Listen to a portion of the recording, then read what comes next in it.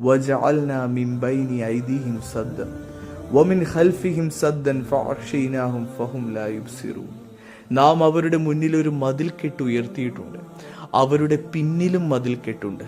അങ്ങനെ നാം അവരെ മൂടിക്കളഞ്ഞു, അതിനാൽ അവർക്കൊന്നും കാണാനാവില്ല. അതിനാൽ ഉപകാരപ്രദമായ കാഴ്ച അവർക്ക് കാണാൻ കഴിയില്ല.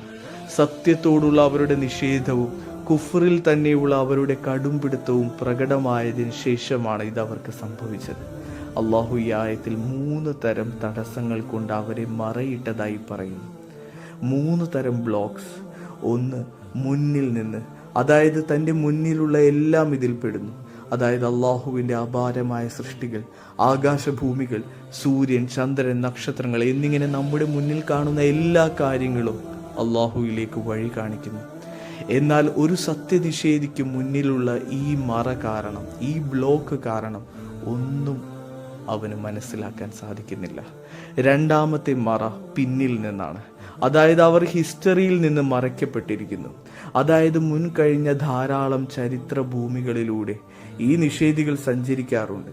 എന്നിട്ടും അവർക്ക് അതിൽ നിന്ന് പാഠം ഉൾക്കൊള്ളാൻ സാധിക്കാൻ കഴിയാത്ത രീതിയിൽ അവർ സത്യത്തിൽ നിന്ന് മറയ്ക്കപ്പെട്ടിരിക്കുന്നു. മൂന്നാമത്തെ മറ മുകളിൽ നിന്നാണ്.